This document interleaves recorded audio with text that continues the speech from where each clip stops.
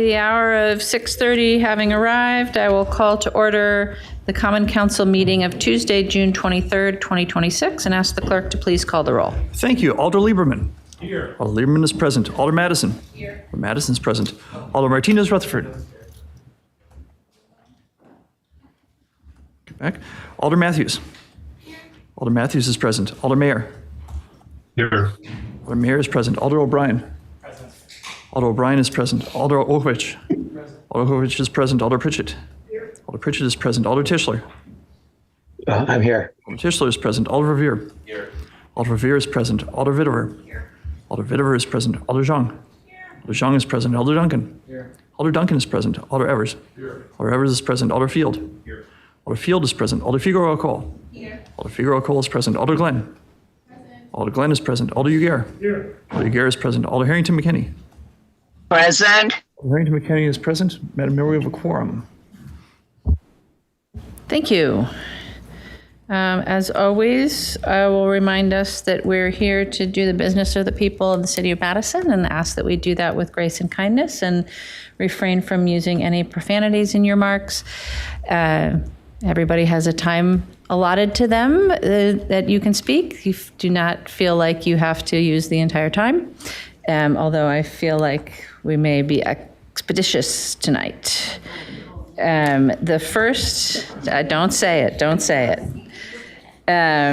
The first item we have is a presentation, Legistar 93455, a poetry recitation by Stephen Espada Dawson, our poet laureate.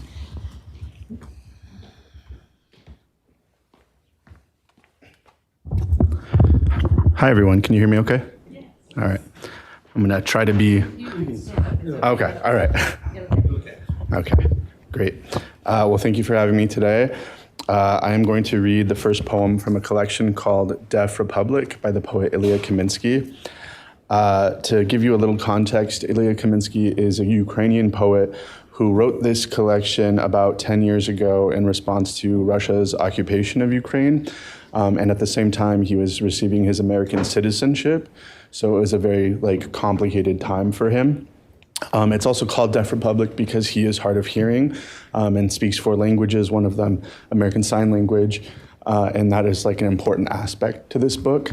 But I do think that although it was specifically written about that specific conflict, it is really helpful in thinking through kind of every conflict that our own country touches. So, we lived happily during the war. And when they bombed other people's houses, we protested, but not enough. We opposed them, but not enough. I was in my bed, around my bed, America was falling. Invisible house by invisible house by invisible house. I took a chair outside and watched the sun. In the 6th month of a disastrous rain, in the house of money, in the street of money, in the city of money, in the country of money, our great country of money, we, forgive us, lived happily during the war. Thank you.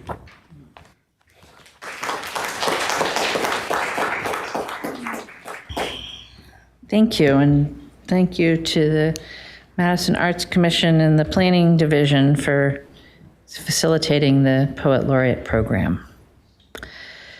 All right. Our next item is disclosures and recusals. Are there any disclosures or recusals on items on tonight's agenda? Alder Field. Thank you, Madam Mayor. I wanted to disclose that on item 45, I'm a UW-Madison employee, but that will not affect my vote on this item. Thank you, Alder. Alder Tischler. Yeah, I'm also a University of Wisconsin-Madison employee, but I also in particular work for the Division of Information Technology, so I'm going to abstain from this one. Thank you, Item Alder. 4. Yeah. Alder Mayor.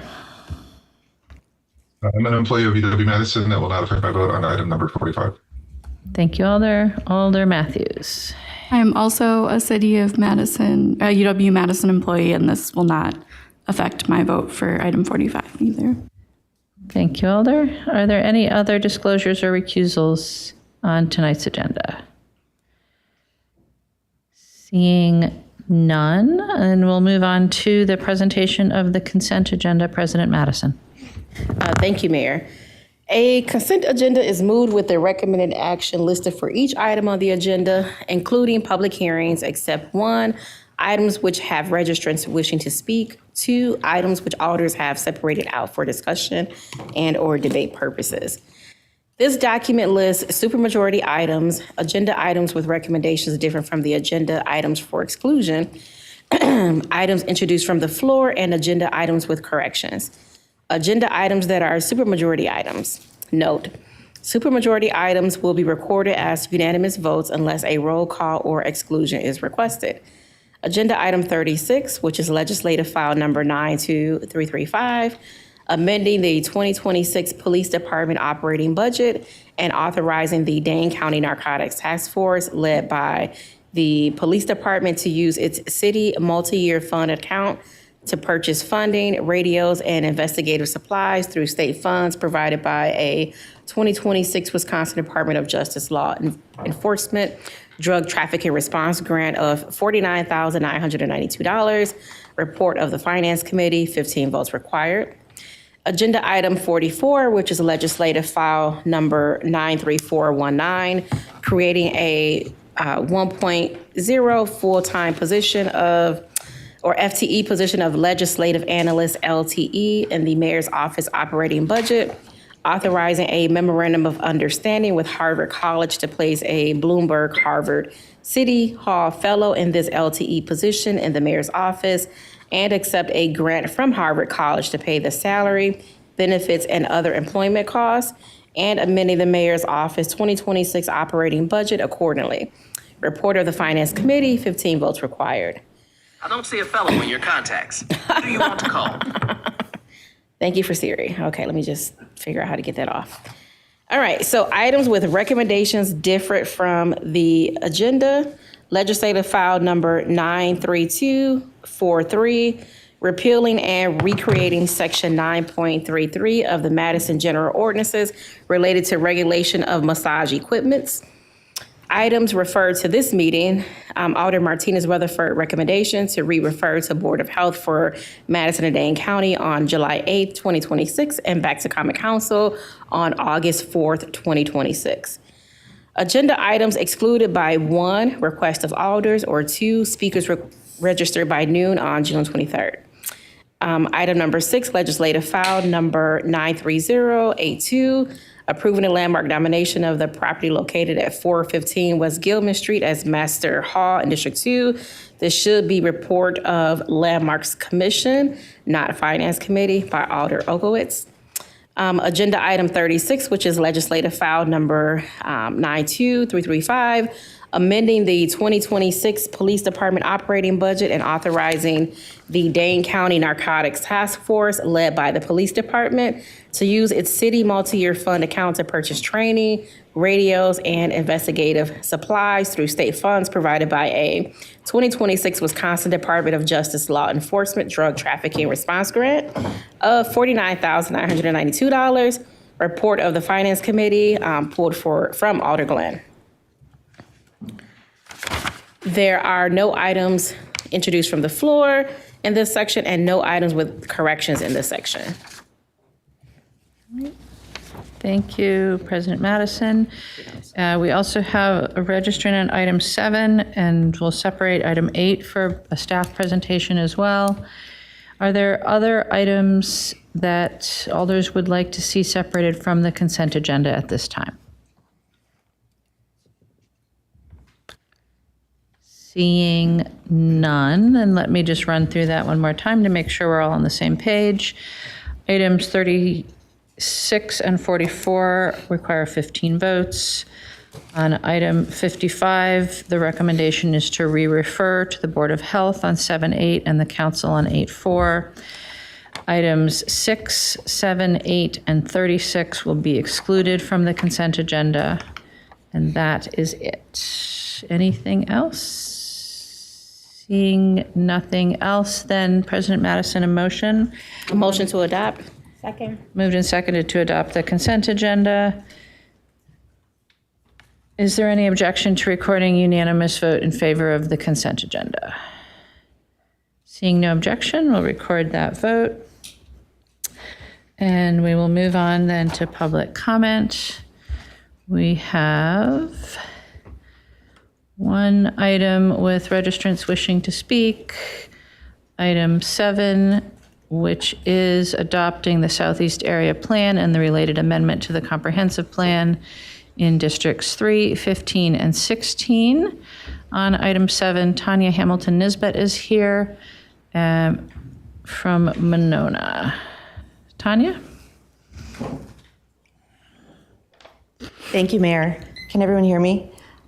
So 20 years ago, I was involved in a plan that was a grassroots effort, which is one of the 6 plans that informs item number 7 on your agenda, the Southeast Special Area Plan. And that was the adoption of a plan for Stoughton Road. And we were able to get that adopted into the city's comp plan in 2008. I'm here personally, not as a part of that body anymore, but I am encouraging you to enthusiastically approve that plan, which is very good. So the Southeast Special Area Plan is very much an encapsulation of the Stoughton Road Plan. And what we tried to do in that effort was really make it as broad as possible with as many broad stakeholders as we could. We had representatives from 8 neighborhoods. We had the same 3 aldermanic districts that is adopting this plan tonight, 3, 15, and 16. We covered 2 county supervisory districts. We got grants from the city, the county, the state, private donations. We held public meetings. We had focus groups for businesses. We did everything we could to make this as broad as possible. And I'm happy to say that this plan is a very great encapsulation of what that is. So the language used in this plan is very much what people were talking about back then. They're looking for Stoughton Road to be a connection and not a divider. The disconnection, not only from neighborhoods across Stoughton Road, but also to the city writ large, as well as looking for things like kids to be able to walk to school safely. People don't maybe realize this, but the district I used to live in, Alder O'Brien's district, has children south of the Beltline that their entire K-12 school, they go up Stoughton Road and across it to get to school. I used to live in East Buckeye, and there was somebody who I know who used to walk home from La Follette across Stoughton Road. And at that time, it was one of the deadliest intersections in Madison. It's very dangerous. So we are looking, people in this area have articulated to us time and again through that effort, which is again encapsulated in this plan. They're looking for something that is different from what it is currently. So residents really want this road to have its own identity. They're looking for a place to live, work, and play and break the inertia of what it is today, which is a road that you get on in your car and you travel really fast and you get to somewhere else. And that is what this plan hopes to be able to stop doing. That's why I support the city's support of WSDOT reducing the speed limit to 35 miles an hour. About 15 seconds left. That plus all of the other things like mixed-use development south of Flom, west of it, opportunistic development on the east side of it really would help to change the character. Can I, one more second? I just want to thank the planning staff and all involved in this plan, and I encourage you to adopt this. Thank you very much. Thank you.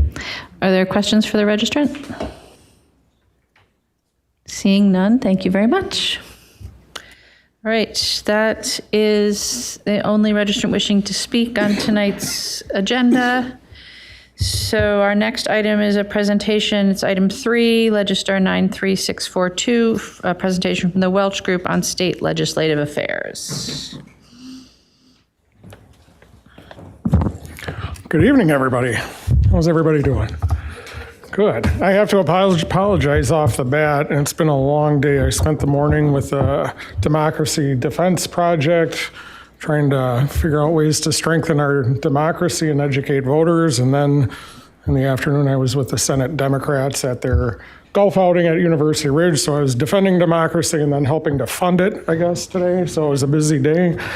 But it's always an honor to be here and to present to you guys and just kind of go over what happened this session and what we're looking forward to. So let's go right to the third slide, if you could. Okay, not a problem. Okay, so just for a session overview, obviously every 2-year biennial, every 2-year session, the biggest piece of legislation that gets passed is the state budget. So on July 3rd, Wisconsin's new 2-year state budget was signed by Governor Evers, totaling $111.1 billion in spending. That's about a 12% increase. For historical context, back in 11-12, the biennial state budget was about $60 billion. So costs have obviously gone up quite a bit. Obviously, a lot of strategic pressures in the building. The negotiations this session were pretty intense, not only between Democrats and Republicans, but between Republicans and Democrats within their own caucuses. It was, something that we forecasted going in, that this was going to be a tougher session, given the fact that majorities were super slim and in both the Senate and the Assembly. And there's always divisions within caucuses that can cause issues. You haven't seen as much of that over previous sessions because there were bigger majorities, but this session really highlighted those divisions within the caucuses. So the legislative session started January of last year and ran through spring of this year. Assembly Republicans gavelled out in February, and then the state Senate wrapped up their session on March 17th, with all bills being delivered to the governor on May 27th.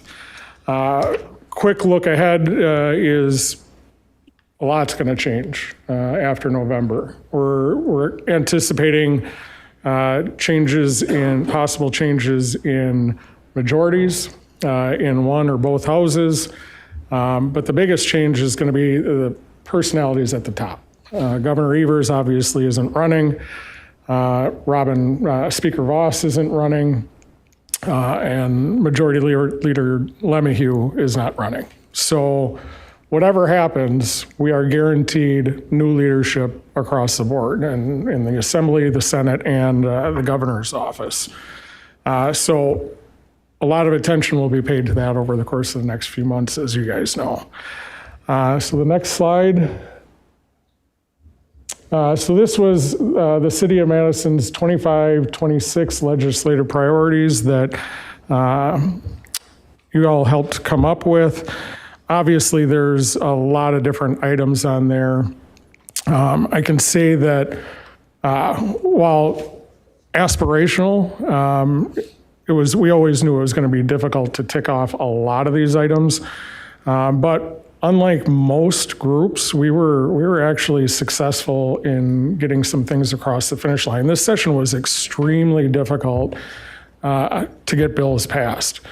Early in the session, well, really for the first year of the session, it was incredibly difficult to get state senators, especially on the Republican side, to even agree to author a bill. So that led to a lot of angst amongst people like me in the lobby corps, because we all know that once you get to the end of session, it gets even more difficult to get things passed. So you always want to try to get your bills out sooner. But this was a difficult session. So we also anticipated that it was going to be slower than normal. Not as many bills introduced, not as many bills enacted. Unfortunately, what we forecasted came true. There just wasn't a ton of activity. There were some obviously big ticket items like the budget, the surplus deal that didn't quite come together. and a number of other things. But I am proud to say that we got a number of things done that the city was interested in. So won't rehash all that, but looking forward to next session. I'm sure we're going to have a similar list and hopefully more opportunities for success. Next slide. So one of the things that I really enjoyed this session working with you all is alders that took the time out of their day to come to the Capitol and have our own kind of mini lobby day. So we had two of those, one on September 24th of last year and one on February 18th of this year. 9 council members, as well as the council and mayor's office staff, attended those. We focus primarily on our footprint folks that represent Madison or the Dane County area. So mostly Democrats, but we also included Republican Todd Novak in those meetings because he chairs the Assembly Committee on Local Government. I hope the alders that were in attendance at those felt like they were worthwhile. I certainly did. I always think it's important to strengthen those bonds between the Common Council and not only your lawmakers, but as we go forward, starting to expand the number of people that we're talking to. Because having been in the legislature, there is nothing more important, I can tell you, than having that personal contact with lawmakers. Get to know them on a personal level. I'll be honest, there's some people on the Republican side of the aisle that have certain perceptions of what the Madison Common Council is and who you all are.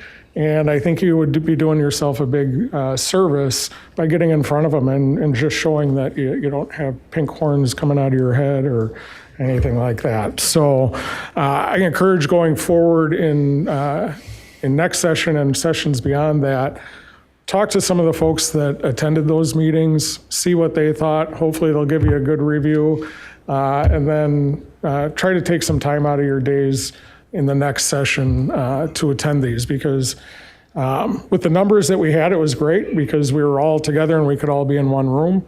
But if we have more folks, we can divide and conquer and reach even more lawmakers that way. So next session, we'll be looking at doing similar things, especially as early in the year as we head into the budget, and then post-budget as we're looking to hopefully try to get a bunch of other stuff across the finish line. Next one. So this, there's a lot of numbers up here, and without a lot of context. But when you look at the number of bills introduced, roughly, 1,238 bills introduced in the Assembly, 1,185 bills introduced in the Senate, not for a total of 2,400 bills. Some of those are companions. But not atypical number of bills introduced, but the bills that failed to pass or passed and then were not enacted into law was the number that we look at. So when you look at overall numbers enacted into law, 136 Assembly bills, 111 Senate bills. Again, there's some of those are companion bills. It's a pretty light, small number. It's hard to get a historical context on if it was the smallest number passed in history. I don't think it was, but it was very small in comparison to at least my background in the state capitol. Usually you'll get a couple 100, 300 bills. This was not that. Also a lower number of vetoes than we've seen in the last couple of years. 62 Assembly bills vetoed, 2 of those partially vetoed, and then the Senate 34 and 1. So again, just a slower session, much harder to get anything done. But thankfully we were successful with some things in the areas that we cared about. So we'll go on to the next one. So housing and development, these are all pieces of legislation that the city of Madison registered in support of. You can see that 5 different bills surrounding the issue of housing and development were passed, 2 on emergency services and 2 on local government infrastructure. So that's 9 bills that we cared about that got passed. That's actually pretty good for this session. The bills that we cared about on the opposite side, that we opposed, I don't think any of them got signed into law. I think 0. So we were successful in getting some things done, and we were even more successful in killing the stuff that we didn't like. So then we'll go back to the 2025-27 state budget. Obviously, the big win was getting the increase in payments for municipal services programs. It was a $7 million annual increase. I know it's still not enough, and we got to do more, and we're going to try in the next budget. But I have to give credit to Senator Hesselbein and others in the Madison area that worked extremely hard to get this done. Basically, how that all transpired was I think they played a really smart game. They just kind of sat on the sidelines and waited for Republicans in the state Senate to kind of fall apart and not get the votes to pass the budget. And so when Leader Lemieux went to Senator Hesselbein saying that they needed some of their votes to get the budget done, Senator Hesselbein was ready with a list. And she got a lot of things she wanted, and one of the main things was a municipal services payment. But I think the key to her negotiations there was she didn't come in asking for the moon and asking for things that she knew wouldn't have a chance of getting done with Republican control. So I think she came in with reasonable asks, ended up getting them, and that was a big help to us. We worked with Senator Hesselbein and others throughout the course of the process to make sure that if the opportunity presented itself, that everybody was ready. So big thanks to Senator Hesselbein and others on the municipal services payment. But on core education and childcare, on the next slide, nearly $1.4 billion in new resources for public schools. It boosted the special ed aid ratio to 42% in year 1 and 45% in year 2. Those were numbers when the budget passed. After the budget, as the number of kids in special ed goes up, that percentage comes down a little bit, but still a significant boost in special ed aid. Then child care support.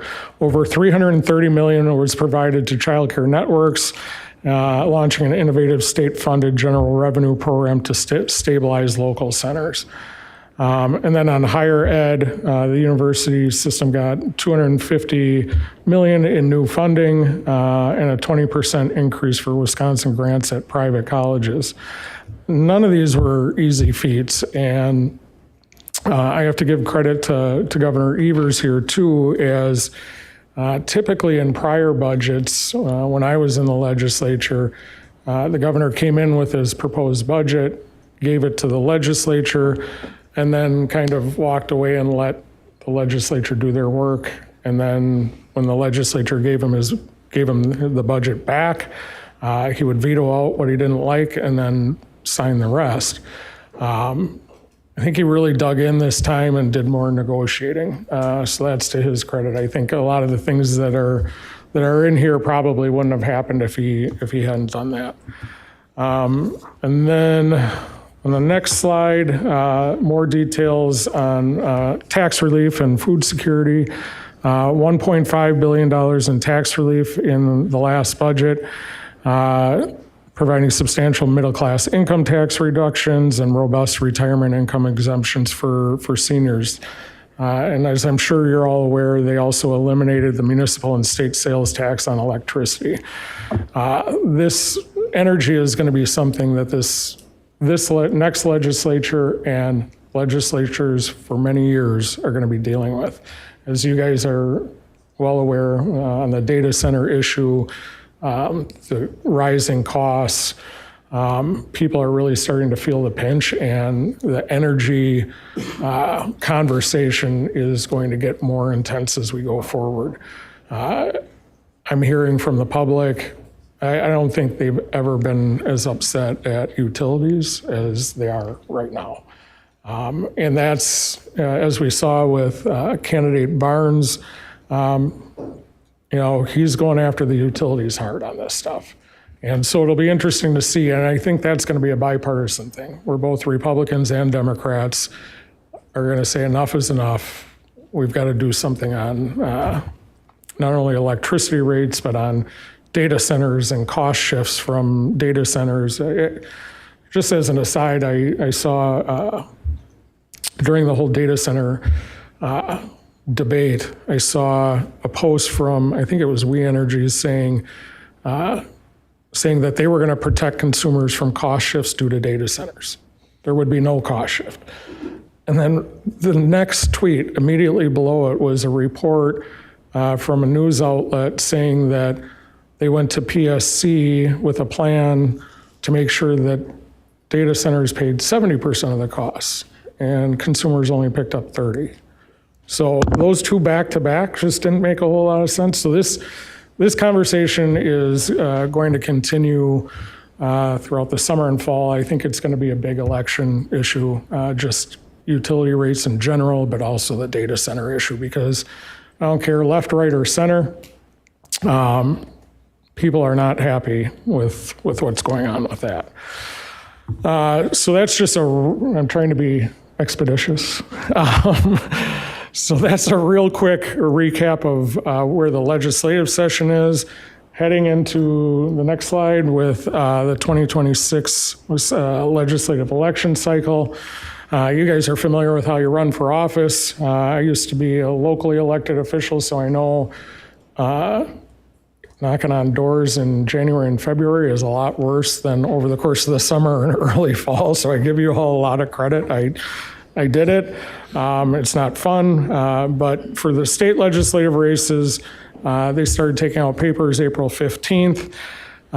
People had to declare whether they were not going to run by May 22nd. And then on June 1st, everybody filed their papers. There are races in, I think, every seat except for maybe one this session. So it's going to be a busy election. Obviously, most of those seats, the outcome is almost already determined before the election because it's either a real strong Democratic seat or it's a real strong Republican seat. But there are a number of races that are going to be tightly contested, more so than in the past. August 11th is that partisan primary where after that we know what the slate is going to look like for November. And then obviously the general election is on November 3rd. So on June 1st, that week, there were 3 events where we got to meet all the candidates. As lobbyists and others, they had events where we could go and get to know the new people coming in. I always find that's an extremely valuable use of time. Those events, you don't have a whole lot of time with individual candidates, but you get to meet them, know them a little bit, and then over the course of the next several months leading into the election and leading into the next session, what we do, just because there's not legislative action going on across the street, we work extremely hard during this time to strengthen bonds with lawmakers that we already have, to meet candidates that are running, and to gain a relationship with those folks that might be walking into the building come January 1st next year. I don't know why more people don't do this. I think it's extremely important because on day one, they walk in, and if they already know you, there's a level of trust there that that candidates, newly elected people have if they already know you, and a lot of level of familiarity. So this is how the next slide goes over a closer look at how control could flip. Republicans hold both chambers now, slimmer majorities, but the new maps, narrower margins, midterm election with President Trump in office, means that the dynamics have significantly changed even from 2 years ago. So in the state assembly, Republicans hold a 54-45 majority, so they would need to flip 5 seats and maintain all their other seats to gain the majority. And in the Senate, currently there's 18 Republicans, 15 Democrats. Democrats only need to flip 2. There's 4 targeted seats in the state Senate. 3 of the incumbents and 3 of the Republican incumbents in those seats have left office. So those are now open seats, which all those seats, Kamala Harris won in 2024, I believe. So Democrats have a really good chance of picking up the control of the state Senate. State Assembly is a little bit closer call. 5 seats is a lot. Republicans probably wake up on the election day with 46, so they need to win 4 out of the rest to maintain control. But when you look at the races in the state assembly, there's really about 12 races that will determine the outcome of the majority. Republicans lost 2 incumbents in Jesse Rodriguez and Dean Coffert, both in extremely difficult seats for Republicans. They felt good about holding those seats if those 2 had stayed on. Both of them have left. So again, that's probably, if I had to bet my house on it, I'd say probably those 2 seats go to the Democrats. So it is going to be an interesting session, no doubt, or an interesting election, which will lead to an interesting session. We could end up with, I think it's unlikely, but we could end up with the same dynamic we have today. Republicans in control of both houses, a Dem governor. You could have split control in the legislature and Dem governor or Republican governor. And you could have a trifecta of Democrats if, if things go dramatically off course for Republicans in the next few months. What we're looking at is what every prognosticator looks at when it comes to elections. We're looking at pocketbook issues. If gas is anywhere near $5 a gallon come November, I think Republicans are in deep trouble. They have started to come down now, but we all know that could change tomorrow based on what's happening in the Middle East. So we did get I appreciate a couple of the alders that sent questions ahead of the meeting. I'll just go through some of those real quick. One of them was, is a single stair bill going to be reintroduced? I'm sure you guys probably know, but just to refresh your memory, that's allowing for single stairwells in buildings up to 6 stories.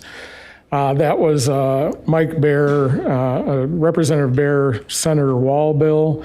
I fully expect that to come back. Obviously, in the last session when it was introduced, there was some opposition from firefighters and others. Hopefully those issues can be worked through.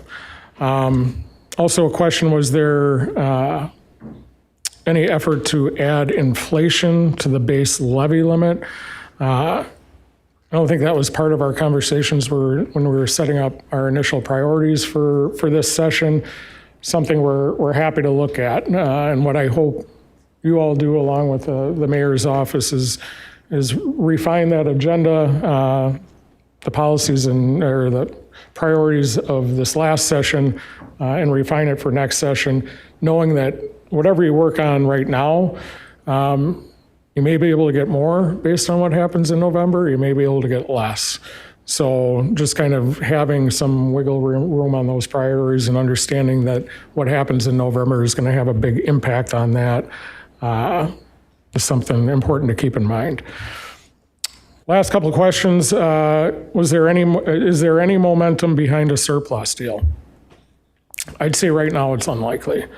I talked to Senate leadership on the Republican side and was told that if they come back to vote on something again, they'll probably have less Republican votes than they did the first time. And Senator Hesselbein, I think, has also said publicly that she's open to coming back, but I don't think she believes it's likely either. So good news, bad news. The surplus sits in Madison. It doesn't go back to the people who really need it right now with costs going up and their wallets being pinched. But heading into the uncertainty of 2027 might not be the worst thing in the world to have a little bit of money in the checkbook if the economy goes off the rails for some reason. The mayor and I were talking earlier, when you have diesel prices as high as they are and have been for a sustained amount of time, that is going to trickle through the entire economy, and I don't think we've seen the full impacts of that yet. So costs could continue to rise even if diesel prices start to come down a little bit. Costs can continue to rise throughout the summer. So that's something we'll be looking at. But never say never. In the legislature, anything could happen. And the governor could do more work with Senate Democrats to get them in a comfortable place. We just don't know. I know the governor, obviously, you probably all saw his comments after the deal failed, where he really took on Senate Democrats for their unwillingness to vote for it. I think largely because Governor Evers felt like this was his crowning jewel at the end of his run, getting another significant boost of dollars into K-12 education. So I know there was some frustration there. I don't think he's going to give up on it, but we'll have to see. I'd say right now it's doubtful. And then the last question I got was, what is possible in the new session? I'll tell you on November 4th.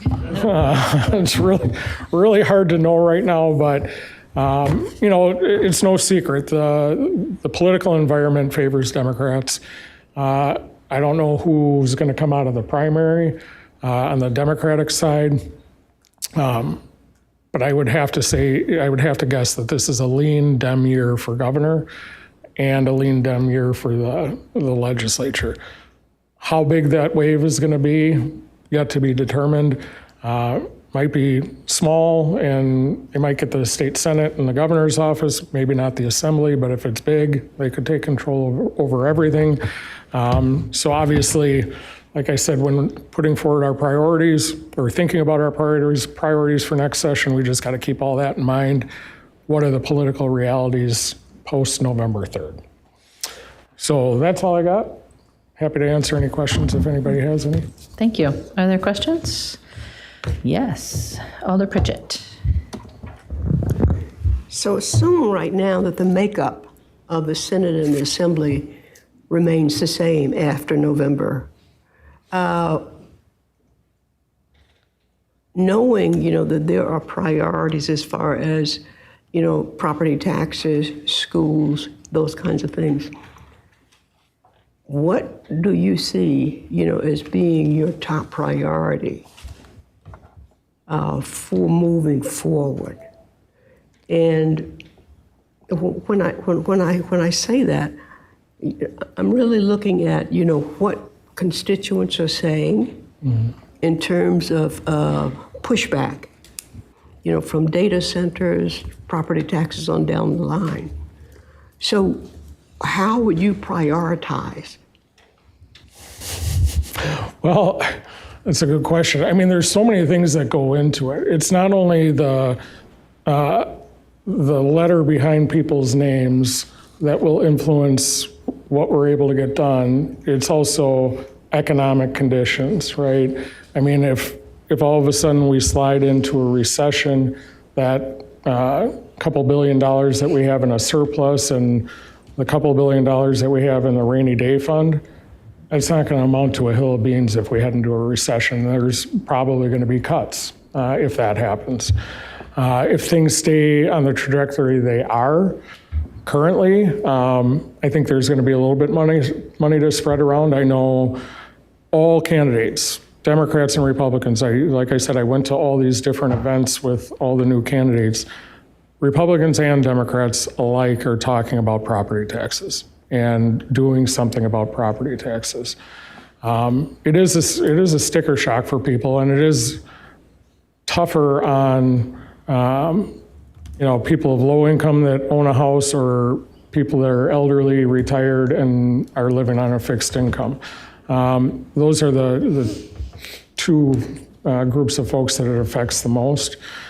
So there is, and you also have the Wisconsin Realtors Association, which is like an 800-pound gorilla over there. This is a big issue for them. So I expect something to be done on property taxes.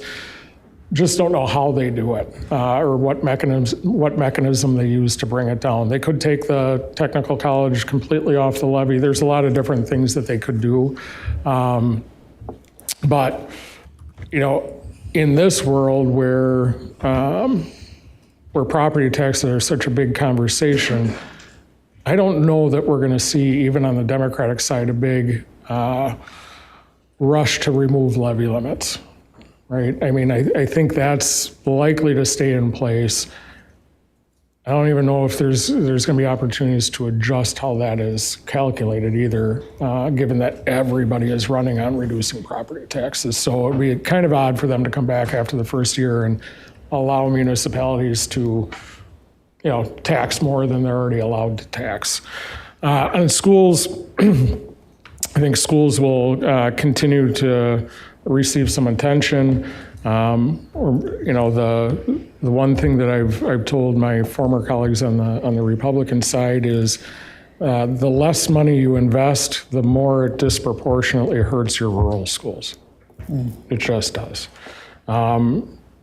You know, a lot of these educators, and my wife is one of them. She's not in a rural school, but you know, these educators coming out of school, going to a rural school, and getting hired at $45,000 a year, and they're really never going to make more than that. They'll get cost of living adjustments, but not really more buying power. That's not sustainable. So there's a lot of issues there, and I think people on both sides of the aisle realize that. Obviously, if Dems are in full control, I would expect them to invest more in public education than Republicans would if they retain control. But I think the most likely scenario is a split legislature where there's going to have to be bargaining between the two sides, right? You're going to have to get Republicans to pass it in the Assembly, Democrats to pass it in the Senate. Now, none of this is foregone conclusions, but our best guess at this point. And then the governor's race, again, probably lean Dem. But anything could happen, you know? We've seen stranger things happen. So as far as priorities, again, I'd look at that list, come up with your dream list if, you know, if conditions are right and we have the ability to get things done. And then one that's a little bit pared back depending, you know, on the other outcome. But I will caution that, let's say Democrats take full control of everything, it's not going to be easy for them to govern either. They haven't done it in a long time over there. And the divisions within the caucuses are real. So, you know, it's one of those, be careful what you wish for, because I think leadership over there is, even if they have a trifecta, is going to have a difficult time. It's going to take a lot of work to get their caucuses on the same page. Yeah. So we'll be going through a process like we did previously to set the agenda for the next session. So Sam will facilitate that. We'll elicit priorities from all of you and obviously from staff as well, and put together a similar list as the one that you saw earlier in terms of what our legislative priorities will be. Obviously, some of that will depend on what happens in November, but you should expect a similar process to what we went through in the past year. Yeah, and I'm happy. I will be as direct with you as I possibly can be as far as how realistic those things are. Like, there was Medicaid expansion on those priorities. We knew that wasn't going to happen with Republican control. It just wasn't. But it's good to keep out there that that's something that the city cares about. Yeah. You know, I asked that because, you know, there are implications, widespread implications, you know, for if the current makeup remains the same. And I don't say that, you know, lightly. You know, I'm reminded of seniors. I'm reminded of what happens to schools, things like that. I'm reminded of all the issues, the things that we're just being bombarded.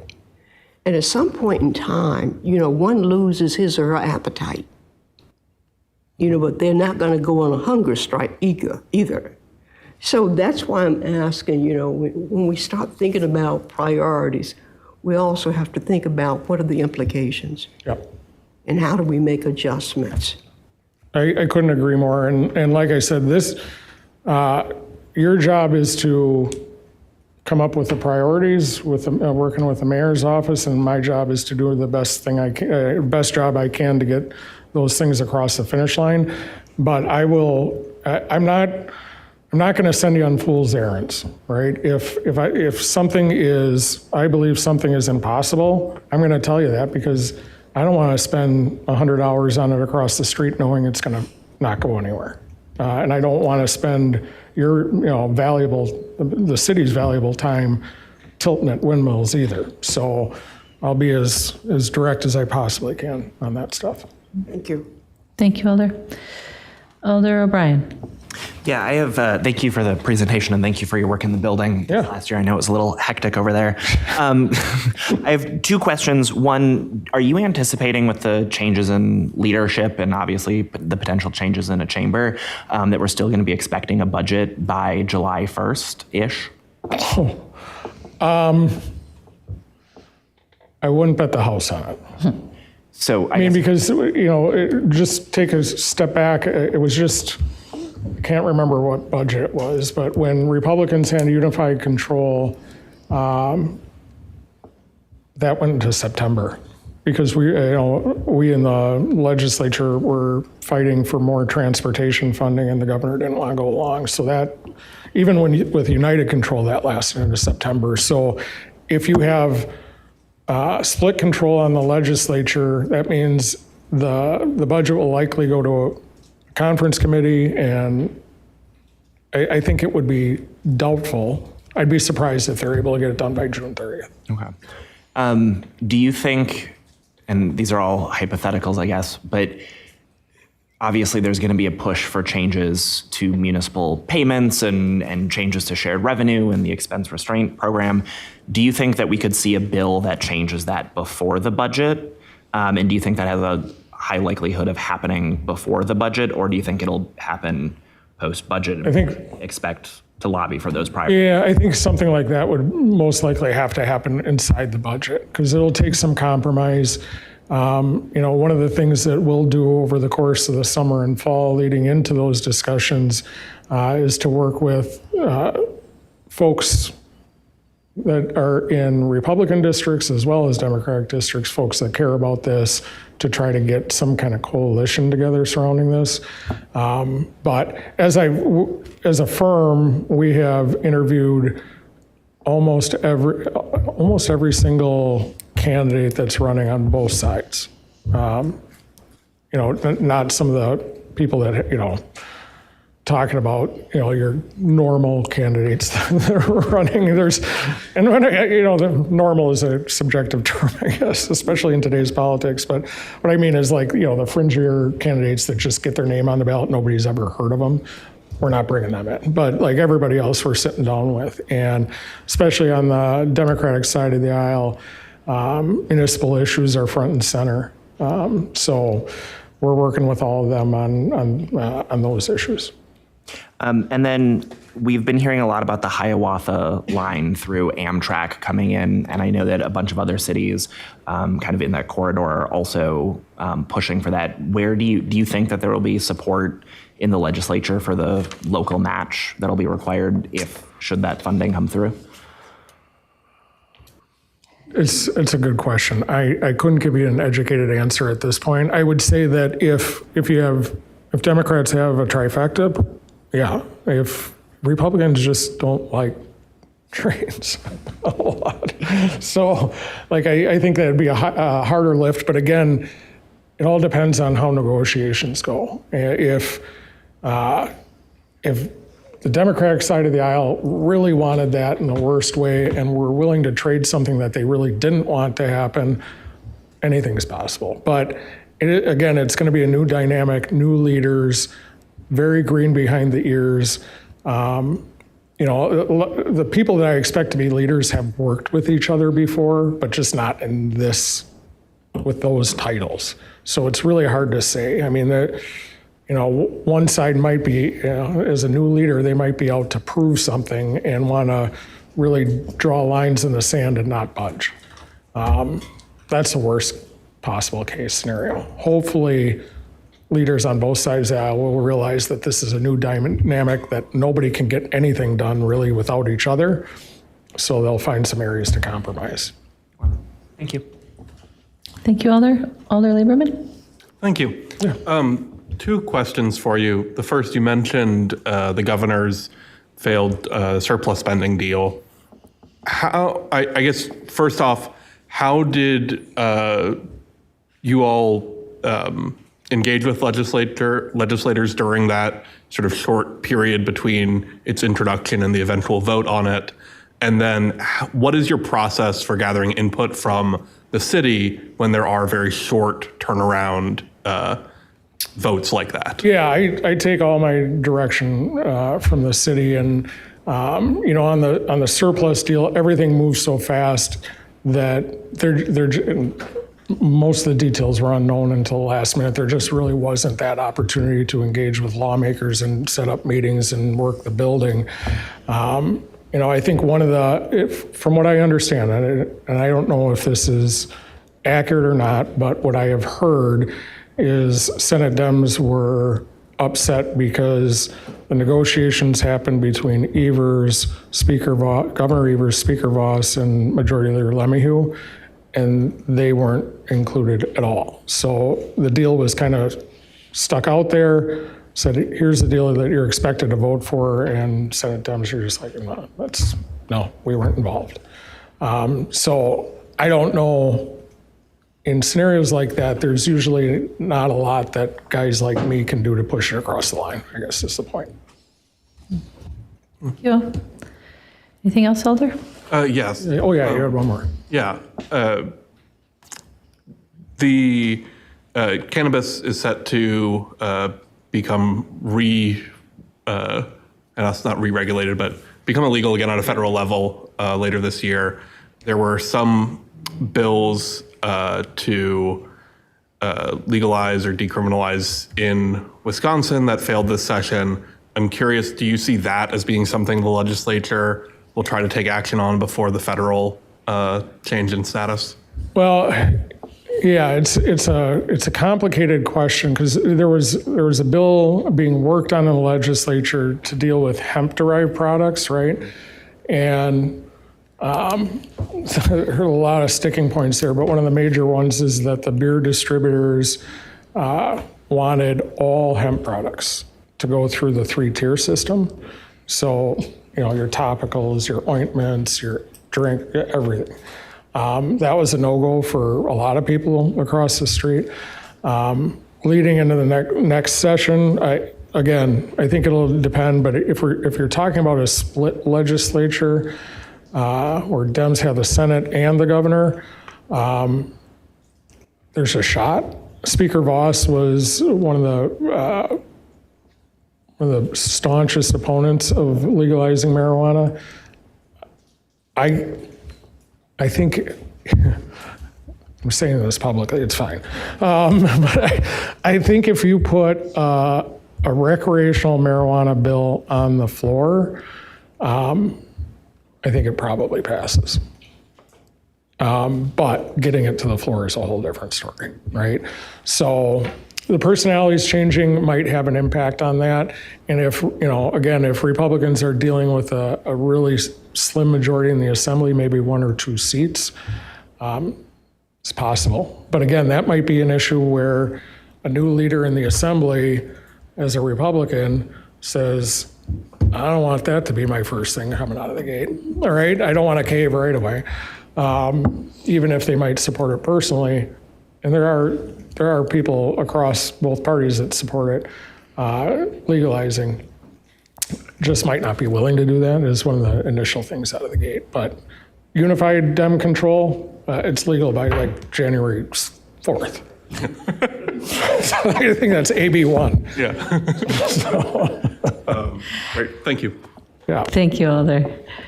I have no other alders in the queue with questions. So thank you very much. Appreciate the time. Yeah, thank you, and I appreciate your engagement. Like I said, I know it's difficult to take time away from work to make office visits across the street, but if you get the opportunity to do it, please join us, because it really is. It's helpful for you guys. It's helpful for me, and I think it enhances the city's image as you walk around, talk to people, and show them that you're normal folks. So, Thank you. Right. Then our next item is item 6, Legistar 93082, approving a landmark nomination of the property located at 415 West Gilman Street as Master Hall in District 2. And I believe for this, Alder Okovitz will make the motion. Yes, I'll make a motion to place it on file with no additional language. Is there a second? Second. Moved and seconded to place on file. Are there questions for staff on item 6? Seeing no questions, item 6, the motion is to place on file. Is there discussion?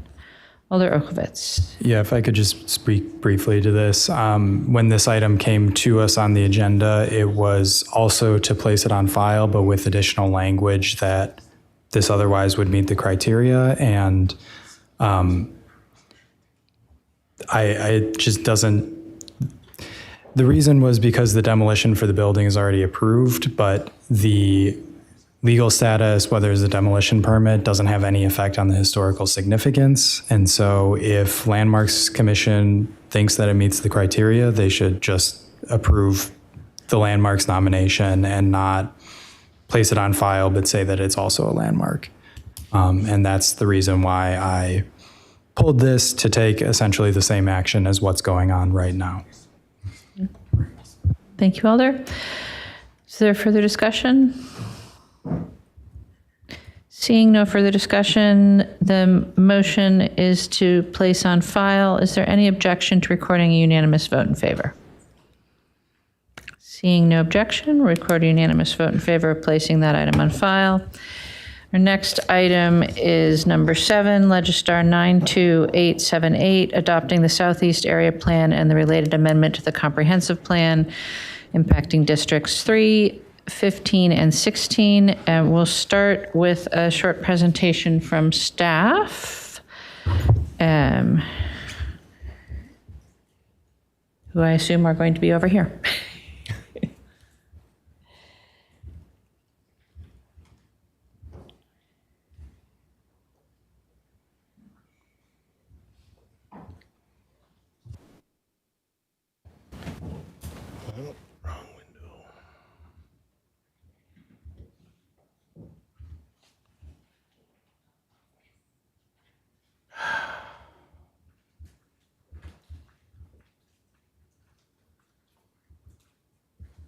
Not sharing the right screen. Let's try that again.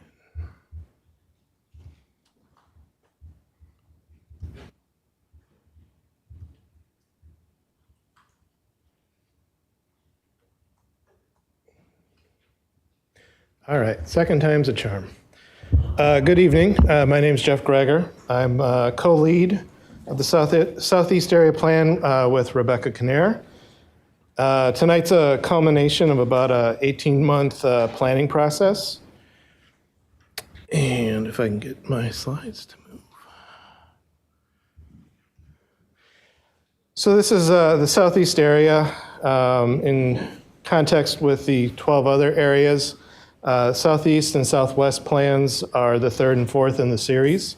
The boundaries of the Southeast are Highway 30 on the north, I-3990 on the east, Siggelkow Road in the village of McFarland on the south, and the city of Monona on the west. Just want to highlight some of the public engagement that we did. Like I said, we've been working on this plan as staff for the last 18 months. We kicked off in November of 2024 with a public meeting and have been working with various groups. We've worked with the UW People Program, La Follette High School students, Partnered with the NINA Collective to host some focus group meetings.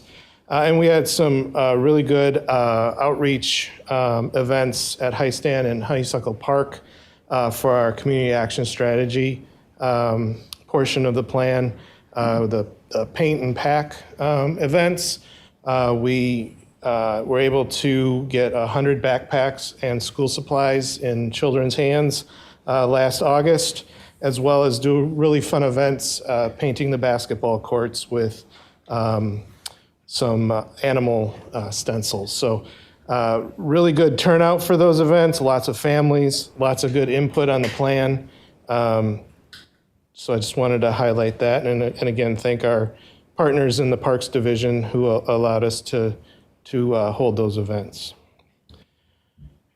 Just want to highlight some of the main feedback that we received throughout this process. We received a lot of support for mixed use development and denser development residential options, especially along commercial and major corridors, such as Milwaukee Street and Cottage Grove Road. There was a lot of concern over pedestrian and bicycle safety, especially near schools, and again, those larger road corridors. There was support for sidewalk installation where none exist, especially where students would be walking to school. Folks were interested in more youth-focused spaces and programming. And there was support for revitalizing the Milwaukee Street corridor with mixed-use destinations, small business clusters, additional dining. Besides transportation, which I'll hit on the next slide, land use was kind of one of the bigger topics as well. The black dash circle areas are areas where the plan adds additional density to the planning area. So along Milwaukee Street, Cottage Grove Road, Atwood and Monona Drive. There's a node circled at 51 and Buckeye. And then there's another little node off of Buckeye to the east where the neighborhood, the feedback that we got from the neighbors there was that they'd like to see a node of neighborhood mixed use. A couple other highlights with the land use during this process. Both the southeast and southwest area plans are proposing to add a new residential category to the comp plan, which would be medium residential 1. So with southeast and southwest going forward, with the additional area plans, that new category would be added. Also made some modifications to the LMR. The plan removes what was termed as the escalator clause, and those escalated land uses went into that MR1, medium residential 1 category. And then wrapping up the land use highlights for general commercial and employment, again, for both the southeast and southwest plans, the plan is recommending that no additional residential be developed in those 2 categories. During the planning process, staff evaluated the areas that were shown for general commercial and employment, and if it was determined that they were good places for residential, they were changed to a mixed use category. So the plan reflects that areas where residential should happen and is reserving the general commercial and employment for those uses and not residential. There were also a number of sites where we're calling them key sites where we envision change, or the plan envisions change. I'll go over a couple of those. First one is the former American Family office building on Walbridge Avenue. It's a 41-acre site.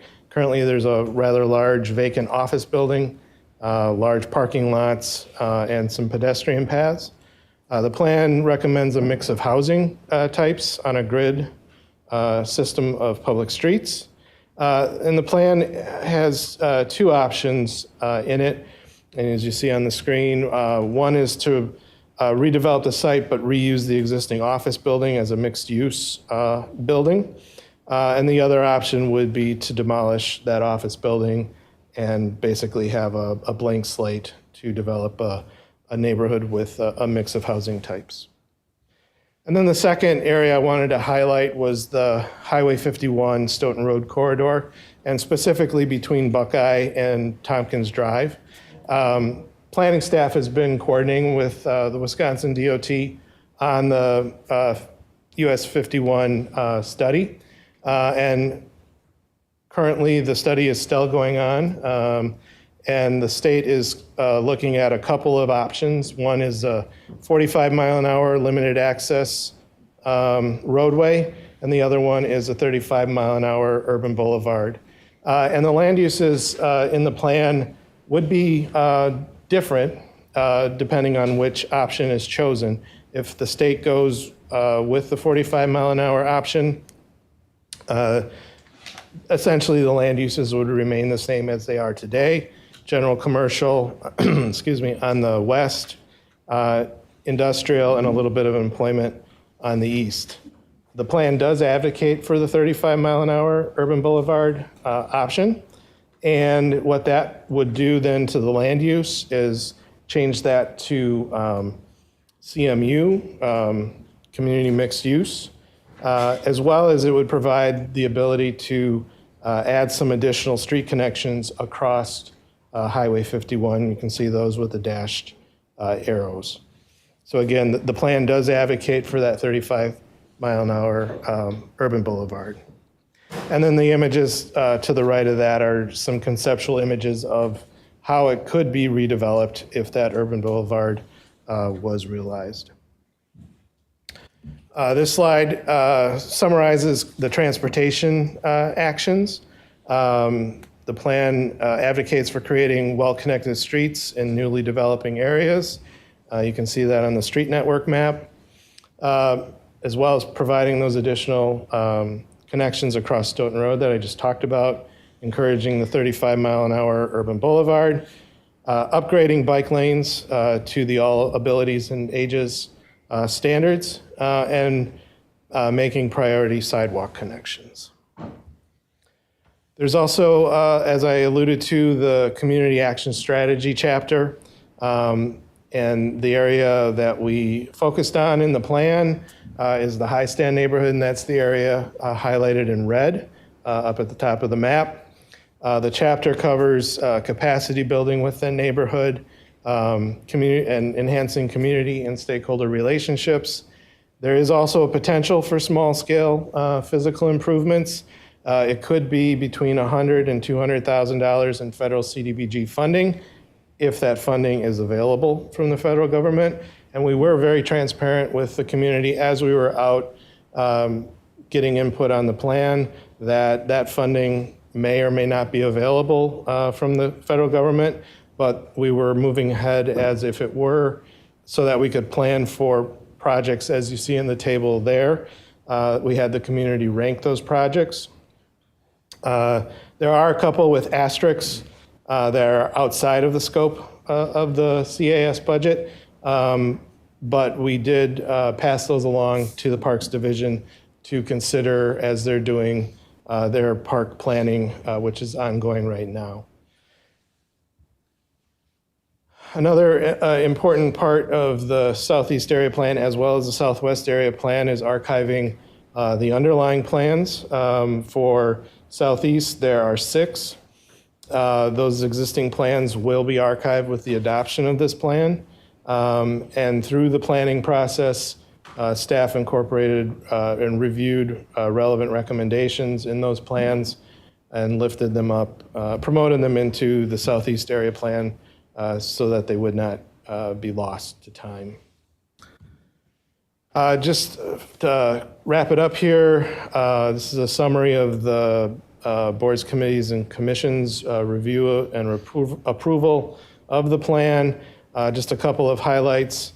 The Transportation Commission recommended removing action 4D and replacing it with the text that you can see on your screen. And then the Landmarks Commission asked for or recommended that the wording in Action 7 add a historic district to that action. It's a list of potential historic districts or national historic districts. So that was just a minor add.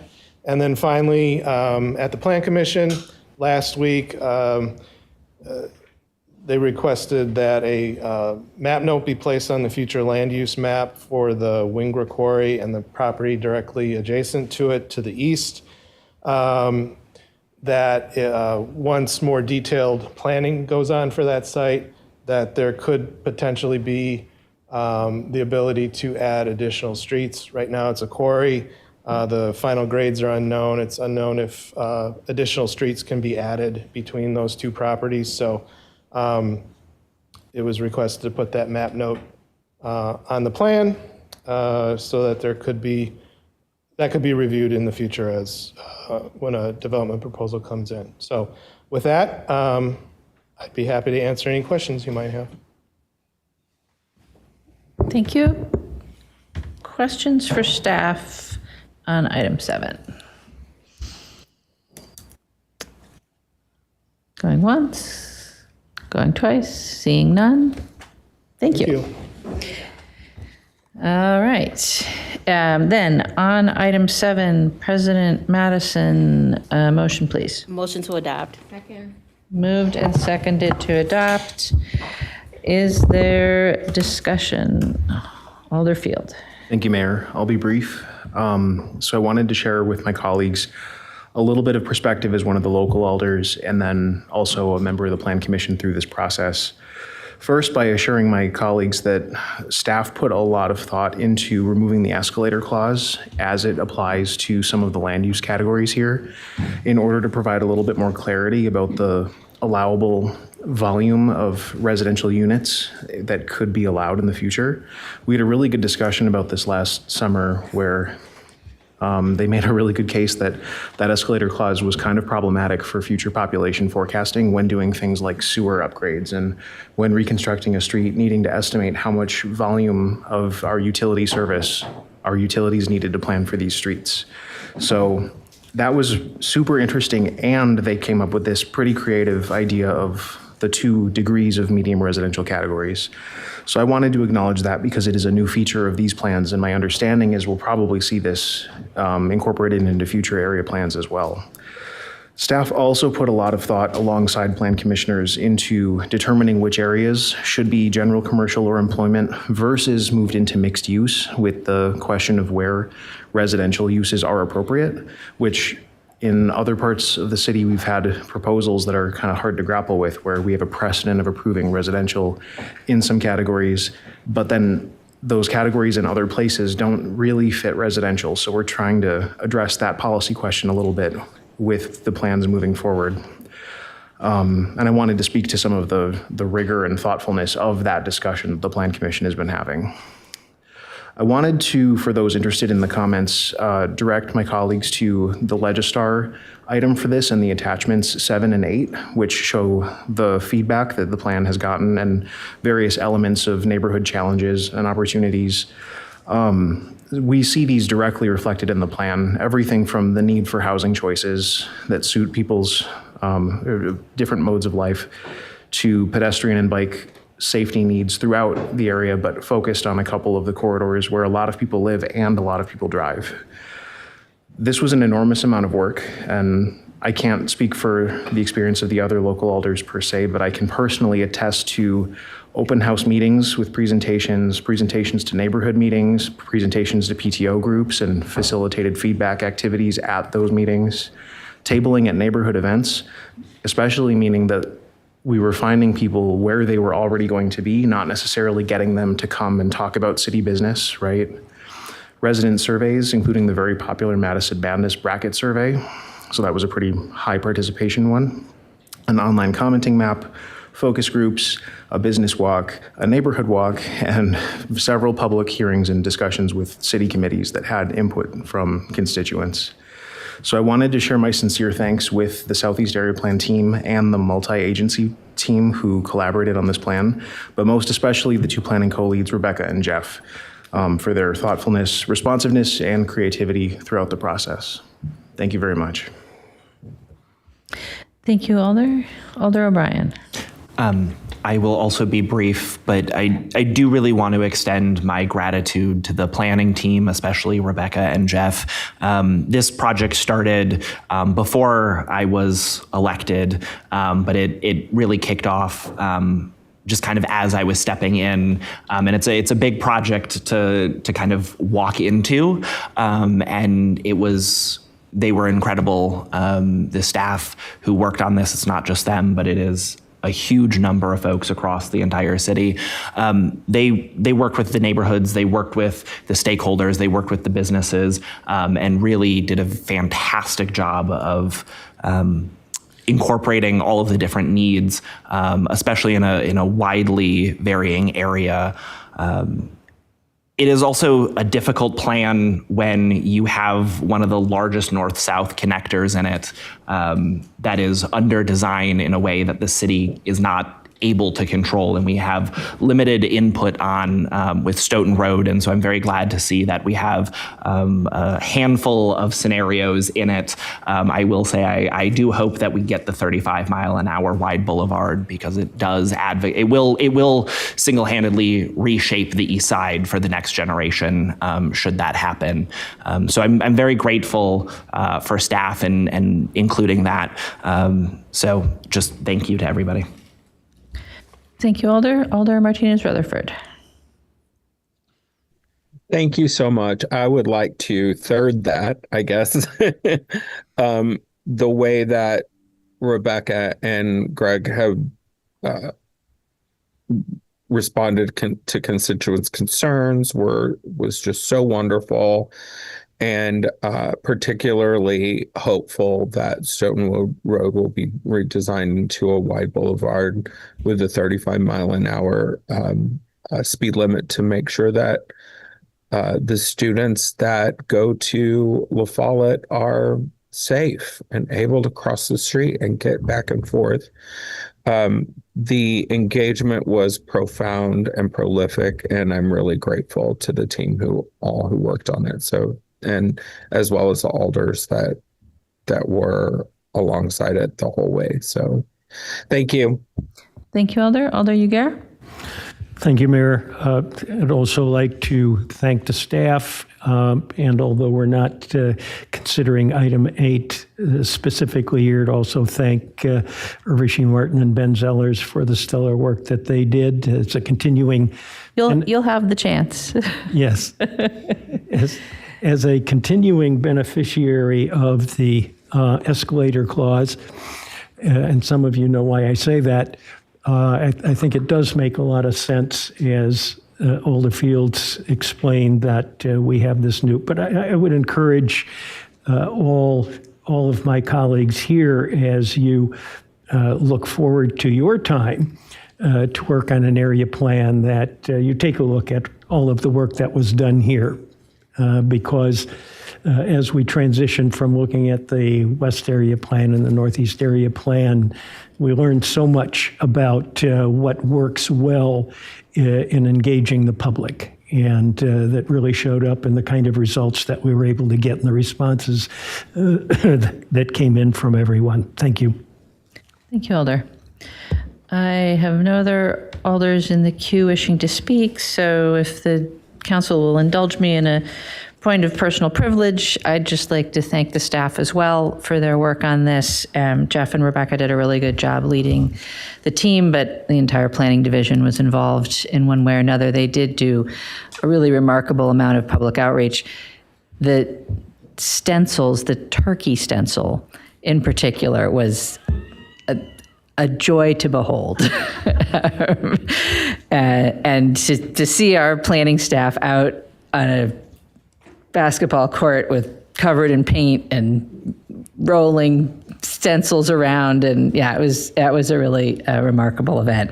I'd also like to just take a moment to congratulate Rebecca on her new role with the city as principal planner for neighborhood planning, preservation, and design. Congratulations. And with that, item 7 has been moved and seconded. Is there any objection to recording a unanimous vote in favor? Seeing no objection, we'll record a unanimous vote in favor of item 7 and move on then to item 8, which is Legistar 92879, adopting the Southwest Area Plan and the related amendment to the Comprehensive Plan impacting Districts 1, 7, 10, 19, and 20. On item 8, we will have a presentation from staff as well.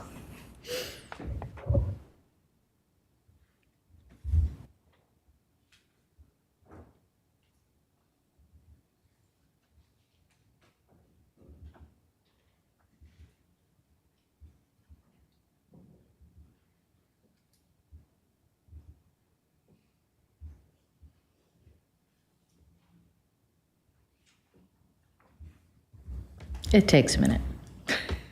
There you go. All right. Good evening, everyone. My name is Urvashi Martin. I work in the Planning Division. I was one of the co-leads for the Southwest Area Plan, along with Ben Zellers joining me here. And there were several other staff members from Planning Division, Tim Parks, Kirsty Lach, Linda Horvath, and Angela Puerta, who were also on the team that worked on this area plan. So we'll start off with a little bit of background about the Southwest area. It's bounded by the Beltline Highway to the north, the city's municipal boundaries to the east, Highway 18, 151, and Cross Country Road to the south, and High Point Road to the west. There are approximately 37,000 residents who live in the Southwest area, which is approximately 13% of the city's population. This area is also one of the more racially and ethnically diverse parts of the city that has a higher percentage of people who identify themselves as Black and Hispanic Latinx. Like the Southeast Area Plan, we also had a pretty robust public engagement throughout this process and utilized a number of very similar engagement techniques like the Southeast team, where we had our traditional public meetings and also a community survey. We also had some focus groups that organization Nina Collective helped us organize, and neighborhood walks, business walk, art workshop, youth engagement through the UW People program. One thing that was different from the Southeast Area Plan team is that we also hired community partners, and these are organizations and individuals that have work in the community and have trusted relationships. So organizations like Just Dane, Mellowhood Foundation, and others. And these organizations really helped us reach some of the underrepresented populations in the area, helped us spread the word about the process, and also helped us recruit participants for the focus group meeting. So that was very helpful for our engagement process, and we were able to engage with a lot of community members that we typically weren't able to engage with. So these are some of the key feedback themes that emerged from our engagement process. Transportation was a topic that was heavily commented on, and we heard a lot about issues relating to speeding and traffic safety issues. There were also a lot of feedback on the lack of affordable housing in the area, and also need for housing in general. And also, in addition to not only adding new housing in the area, but maintaining some of the existing affordable housing, the rental housing in the area, and making sure that they're high quality and safe for residents. We also heard a lot of comments about wanting more walkable mixed-use areas and destinations that people could walk to, so like places like coffee shop, restaurants, local businesses. And then also a lot of comments about creating more accessible and inclusive spaces. So these comments that we received and these themes helped us shape the actions and the recommendations in the plan. I'm going to start off with highlighting some of our draft actions and recommendations from the plan, starting with our future land use recommendation. So as Jeff mentioned in the Southeast Area Plan presentation, that we use the comprehensive plan as a guiding document and use the vision and the framework of land use recommendations from the comprehensive plan and categories that are consistent to that. So the maps here on the left are showing the future land use recommendations from the comprehensive plan, and the map on the right is showing the changes that we recommended to the future land uses through the Southwest Area Plan process. So as I mentioned in the slide before about our key feedback themes, one of the things that we heard a lot was about creating more mixed-use areas and also more housing. So we increased the intensity of mixed-use development and residential development at several locations, especially along major transportation corridors like Schrader Road, Gammon, McKenna, Raymond Road, McKee, Maple Grove Drive, and other key transportation corridors that are within this area. We also, looking at the future land uses, this area is largely residential and has a very small percentage of land that is assigned to employment and commercial uses. So in our evaluation of future land use recommendation, we really tried to strike a balance between residential development and also maintaining some of the employment uses, since we got a lot of comments as well about jobs in the area and also creating jobs with livable wages. For our transportation-specific recommendations, so for our pedestrian network, we have a pedestrian network map where we are recommending closing some of the sidewalk gaps and also prioritizing some of the sidewalk improvements, especially areas that are close to schools and also major streets. We also have a map, as shown here, where we are recommending upgrading some of the existing on-street bike facilities to an all ages and ability standards to make them more safer. And also we have recommendations like striping buffered bike lanes on Whitney Way and have some detailed graphics to illustrate what that cross-section could look like. Some other recommendations from the transportation chapter, we have a planned street network that recommends creating a more well-connected street network through our planned street network map. We have some recommendations there of streets that are already officially mapped and on the city's official map, like the Schrader Road and Hampshire Place connection that have been on the city's official map since the 1960s. In addition to that, we also recommend a street for considering for official mapping. That's the segment of Meadow Street Drive that connects with High Point Road, and also several other planned street connections throughout this area. Some other transportation-related highlights. We have some actions relating to Raymond Road. We heard a lot of concerns about improving safety along Raymond Road, so we have a short-term as well as a long-term recommendation to improve safety. Also for the intersection of Cross Country, Maple Grove, and Nesbet, we are recommending a roundabout to improve safety and traffic flow at that intersection that we received a lot of comments on. In addition to that, we also added additional details in the plan for the Beltline study, which was additional information that came about when we were working in this process from the Beltline Pell study that was made available earlier this year. So we added more details on that and also added additional partnerships with WisDOT to address some of those concerns that came up with that study.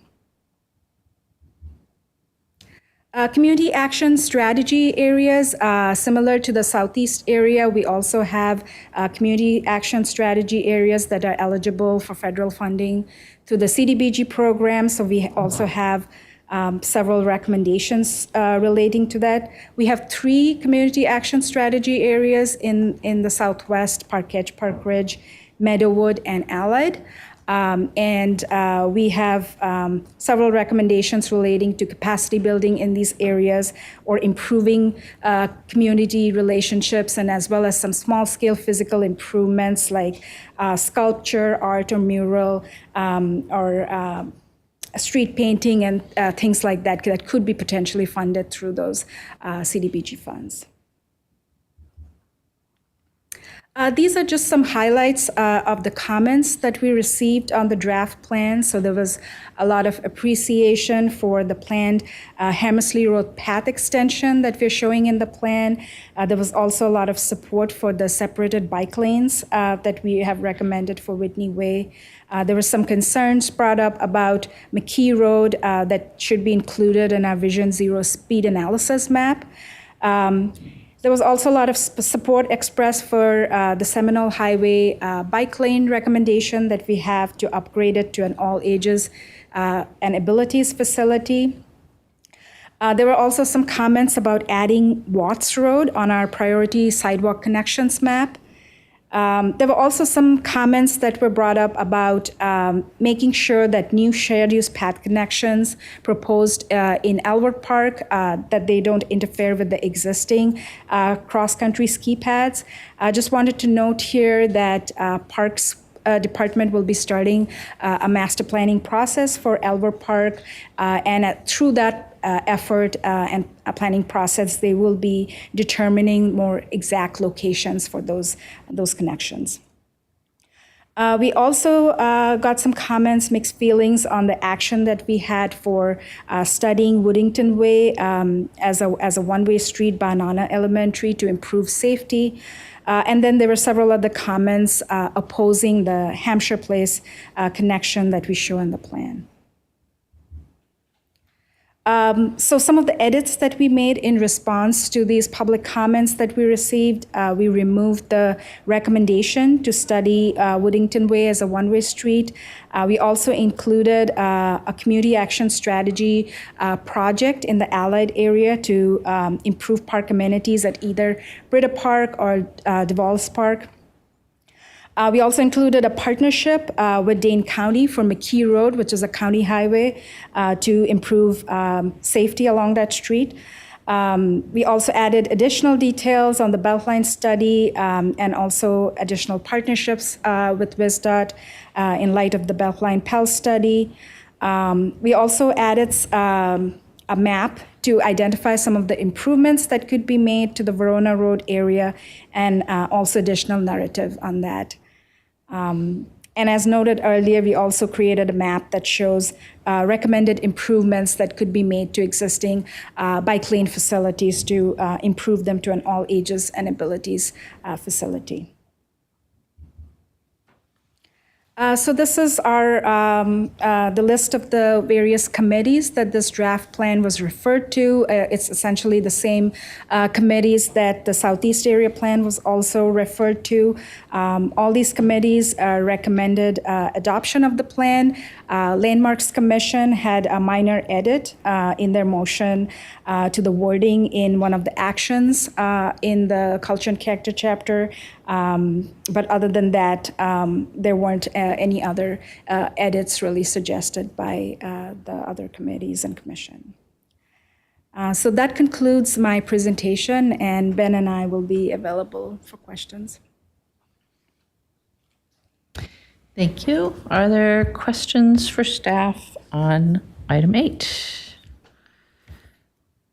Seeing none, President Madison, a motion, please. Motion to adopt. Second. Moved and seconded to adopt item 8. Is there discussion? Alder Figueroa Cole. Thank you. I don't have a big speech prepared for you guys, but you know how I feel about you in general. This plan has been, I've been waiting for this plan for a long time, since I first became an alder. So I'm excited that here we are at the end of it. And this plan came with a lot of curveballs through the process, like the WSDOT project, for the love of God, and with the school referendum school. And you guys, every single time that an obstacle came, you guys were available to work with those parties and get us through helped me communicate to the community what we were trying to do. So I'm really grateful for that. So thank you, Ravashi, Ben, Tim, Linda, Kirsty, and Angela for all the support, for every community, every neighborhood association meeting, NRT, that you guys stopped by, and all the community engagement. And also there were areas where, I wouldn't be me if I wouldn't be pushing on something. So I want to really thank you for taking, Megan, that really helped me translate some of my thoughts on things that I was looking for. Even Derek had to come and do a walk with me so I can speak more planning language related, so I could communicate better with you guys. And just the other day, helping me answer the questions about Elba Park, which, by the way, I talked to the gentleman yesterday, and he's fine with the information that was provided. So thank you for that, for all that work. But I also want to thank the community, because in my perspective, from the engagements that I participated on, it really was these are difficult conversations to have, but I felt like the community really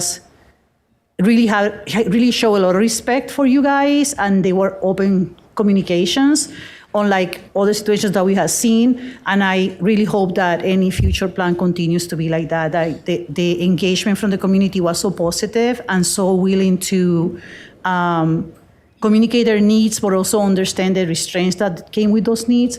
I really want to appreciate that. I want to really give also a shout out to that engagement. So with that, thank you very, very much. Thank you, Alder. Alder Lankella. A really quick brief. Thank you, staff, especially Ben and team. Did an amazing job and keeping me updated constantly. Thank you very much for you guys' job. Even with the staff turnover in between, I was only part of the last 1 year, and keep me up to date on those. It was really appreciate you guys keeping us updated in there, and especially keeping the community involved. I know it helped a lot, them putting those, and hopefully we'll have more of those in future. At the same time, it might be causing us more trouble now because we let them put the stickers on, draw the lines. Now they assume that it's already done.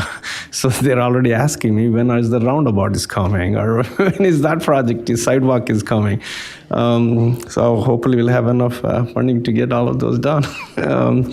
But I really appreciate you guys' effort, and continue keeping this in progress. Thank you. Thank you, Alder. Alder Harrington McKinney. Thank you, Madam Mayor. I did prepare something because I wanted to make sure that I covered the things that I wanted to say. Tonight, we are not simply voting for a land use document.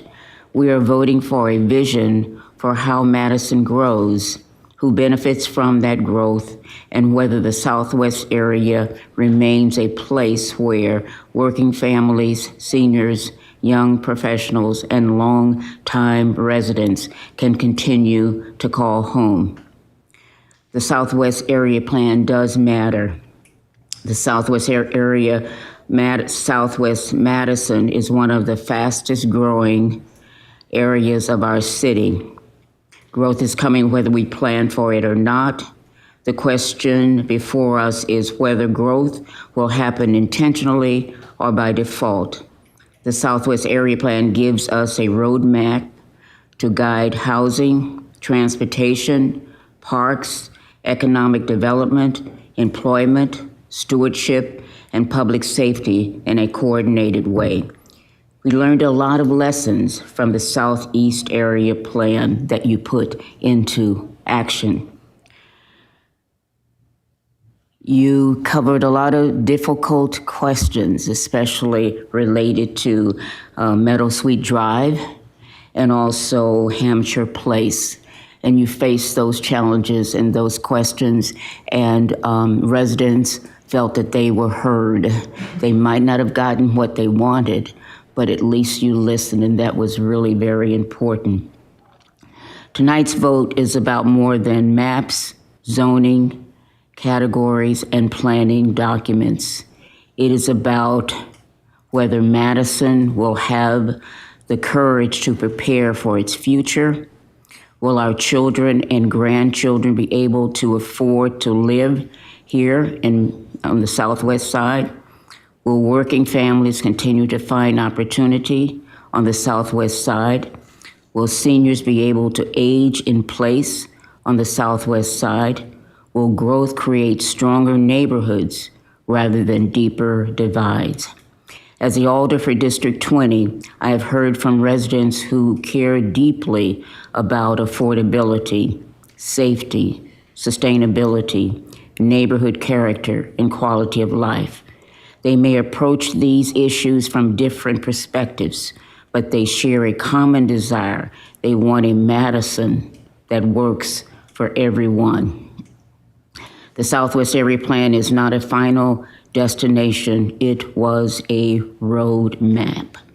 It relates to lessons learned, acknowledges challenges ahead, and positions us to grow responsibly, equitably, and sustainably. And I ditto the thanks to staff for your efforts in putting together a workable plan. Thank you so very much for listening to the residents. Thank you so very much for creating a space on the southwest side where people continue to live. That ends my comment. Thank you, Alder. Alder Madison.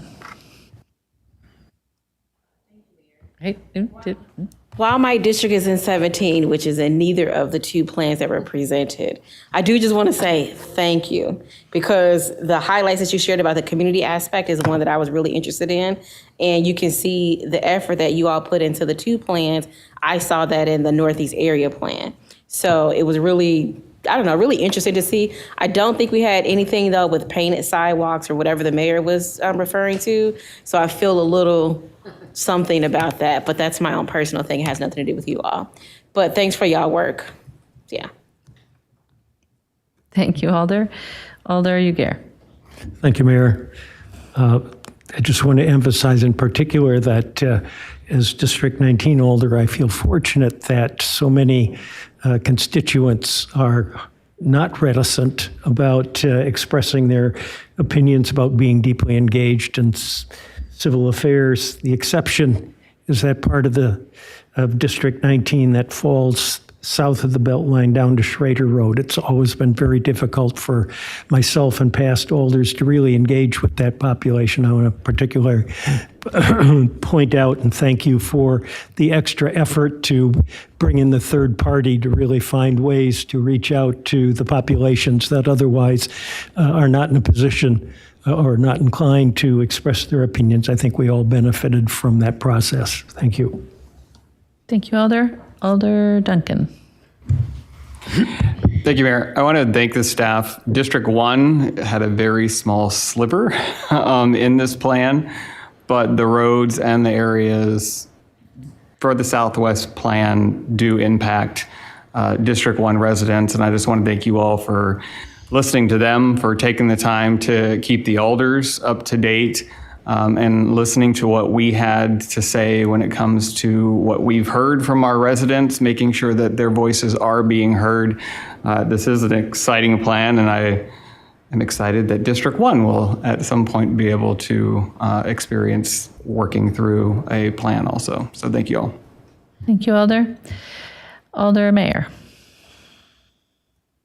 Thank you. I so appreciate all the work the staff did. I grew up in this area. I spent the bulk of my childhood years and all of my teenage years in an apartment near Whitney Way and Raymond Road, and explored a lot of this area by bike, which at the time was often at great risk to my personal safety with inadequate road crossings and bike facilities. So I really appreciate all the work you've done to that to make that sort of thing a lot more safe. Also, a lot of this area has seemed neglected over the years, and clearly you've paid a lot of attention to it, and I appreciate all the feedback that you took from area residents, and I'm excited to see what happens to this area in the future. Thank you. Thank you, Alder. I have no other alders in the queue, so I'll add my thanks to the staff as well on this plan. Again, it's a tremendous amount of work, and it's a job well done. And item 8 has been moved and seconded.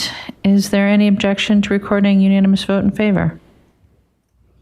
Seeing no objection, we'll record a unanimous vote in favor of item 8.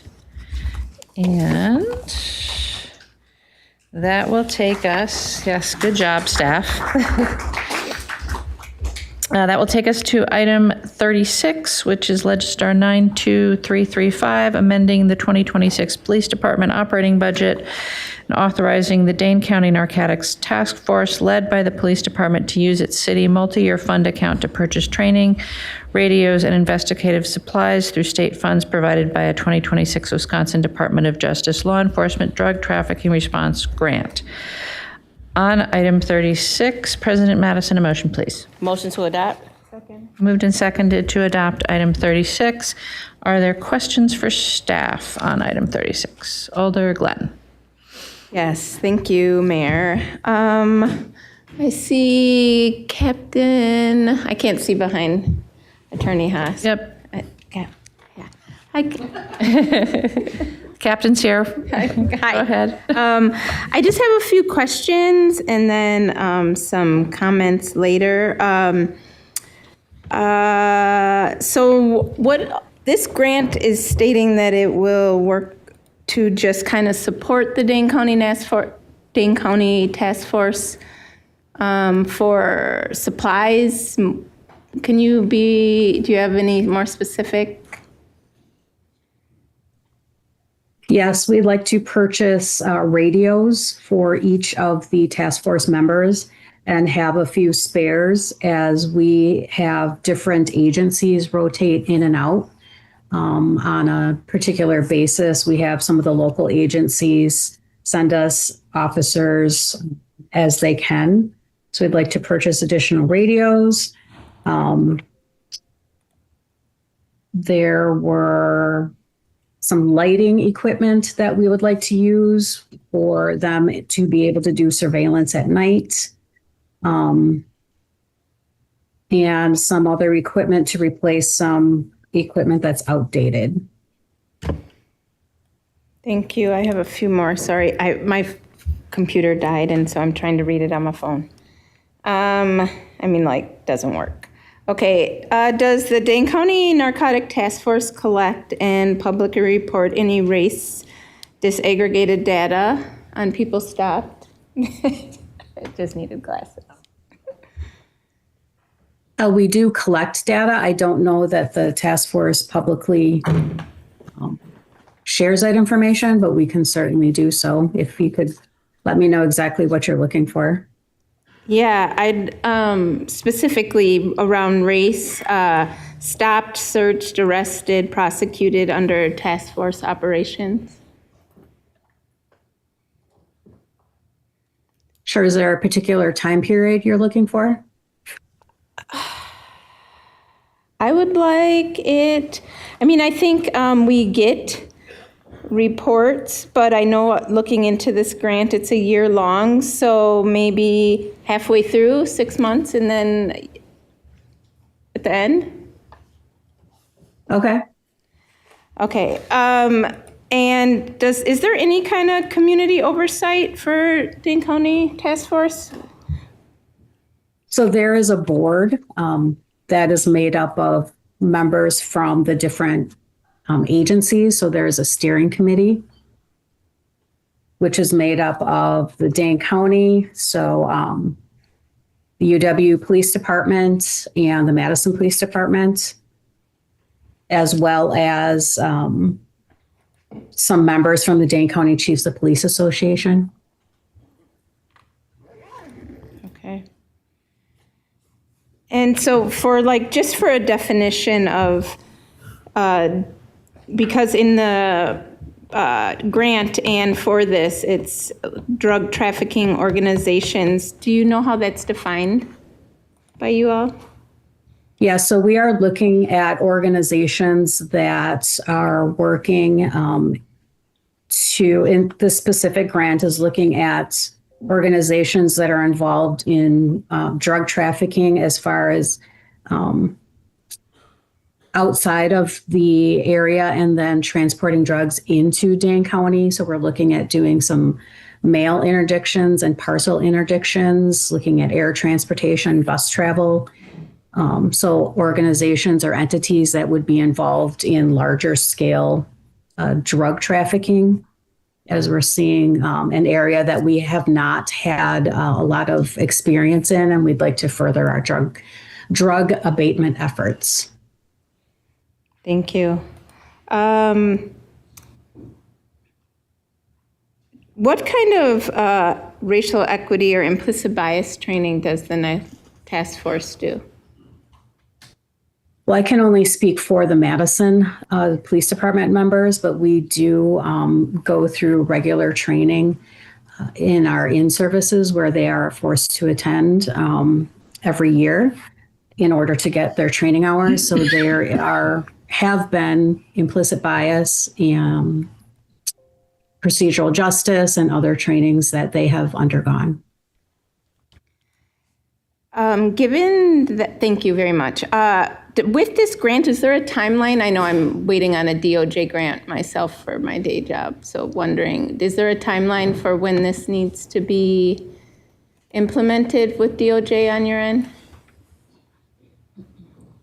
The reason I'm asking is because the Public Safety Review Committee didn't meet to consider this item, so I'm wondering if it should be seen by them.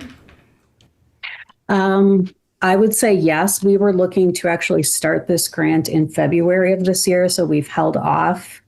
I'm trying to look through any of my paperwork that I have on timelines.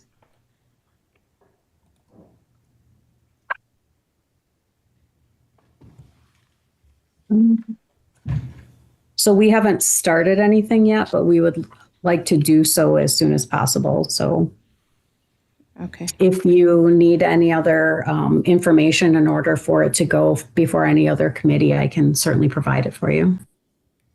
Yes, thank you. Okay, that's the end of my questions. Thank you. I don't have anything further. Thank you, Mayor. Alder Figueroa Cole, questions? Thank you. So is my understanding that this is a collaboration with the Dane County agencies? Have they accepted their portion of the grant already? Yes, they have. Okay, so they're kind of ready to go. And how old, is this a new program or is this something that is an ongoing program? This would be a brand new program for the drug task force. And the funding, this is the state funding, correct?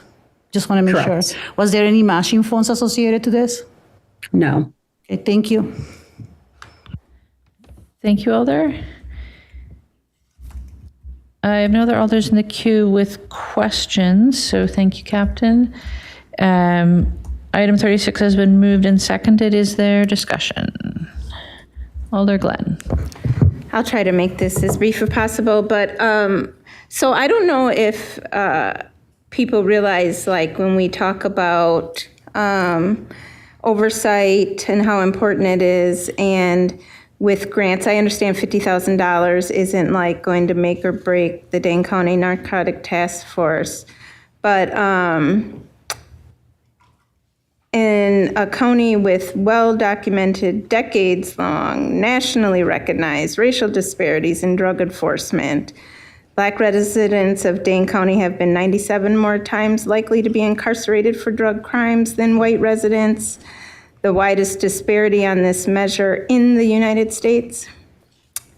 And when you look into the Wisconsin Department of Justice Law Enforcement Drug Trafficking Response Grant, specifically with this DOJ, the Edwin Beam Memorial Justice Assistance Grant, had itself its own biases built into it that they were then asked to enforce, to do training and rewrite their grants. So just a few headline numbers: 97 times. A Black resident of Dane County was 97 more times likely to be incarcerated for drug crimes than a white resident. Dane County's Task Force on Racial Equity confirmed this. It is the widest such disparity ever recorded in the United States on this specific measure. Number 3, Dane County ranked 3rd worst in the entire United States for racial equity and drug offense incarceration. This is done by a local study, the Marquette Wire in 2009. 433.76 versus 4.46. The black drug prison admission rate in Dane County was 433.76 per 1,000 residents. The white rate was 4.46 per 100,000 residents. That's a 97-to-1 ratio.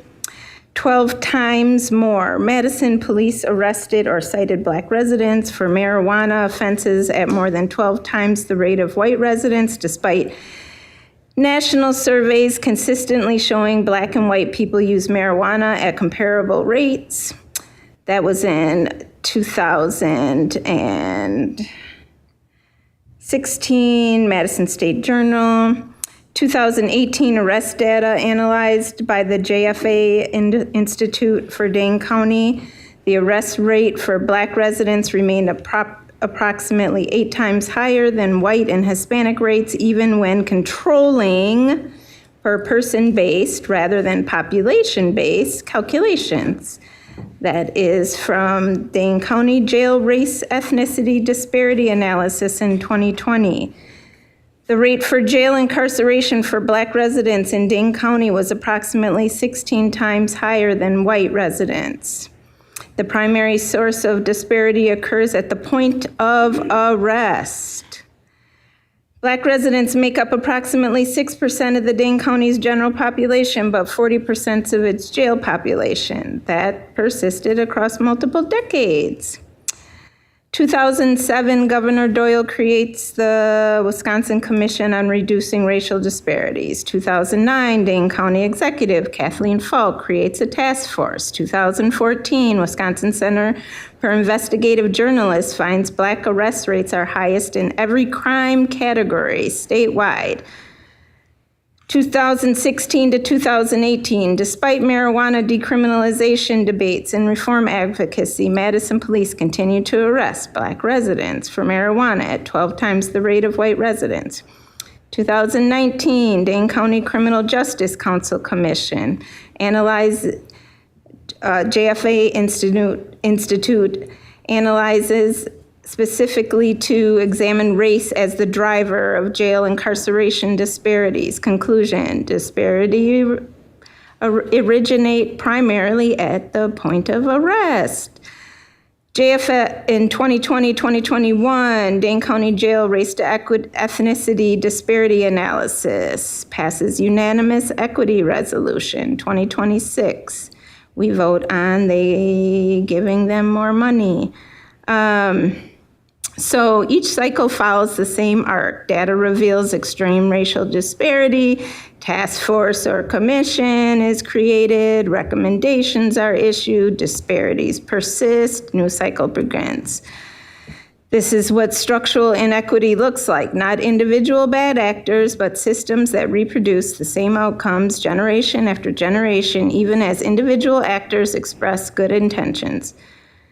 Tonight's vote is a decision about whether Madison continues that cycle or begins to break it by conditioning enforcement grants on demonstrated equity.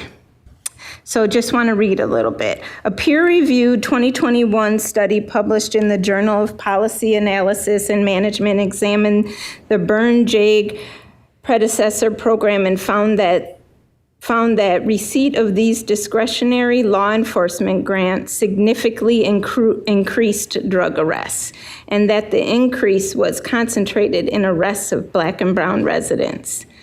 The mechanism is structural. Task force must demonstrate productivity through arrest numbers to justify continuing funding. As the ACLU of Texas documented in its analysis of narcotic task force, to receive federal funding, task force must have good arrest numbers. And targeting minorities is an easy way for task force to pad their statistics. The ACLU's landmark 2014 report, War Comes Home, documented how federally funded task force used militarized tactics to aggressively and violently target Black and brown communities. Federal compliance training for the Burn J grantees acknowledged this. It specifically covers privacy and civil liberty rights, task force performance measures, personnel selection, and task force oversight accountability. That is this training, that this training exists is evidence that these risks are officially recognized. So I know $50,000 is not going to make and break a drug task force, but I think it is important for us when we see these to be looking at them and dig into them, because while we have very limited, due to state rules of how we, what we do about policing, we do have the budget, we do have the purse strings, and I think it is important to ask the hard questions, or at least put some boundaries around them so that we can really be digging into what the data is saying and do something different. Thank you. Thank you, Alder. Further discussion on item 36? Seeing none, item 36 has been moved and seconded. Is there objection to recording unanimous vote in favor? Seeing Alder Martinez Rutherford? Please mark me as a no. The clerk will mark that. Seeing no other objection, we'll record that vote. And that will bring us to the end of our agenda. And are there any other introductions of items from the floor? Seeing none, are there any announcements? Seeing no announcements. Alder Lieberman, it's your turn. I move for adjournment. Moved and seconded to adjourn. Is there any objection to recording a unanimous vote in favor of adjournment? Seeing none, we stand adjourned. Have a good evening, everyone.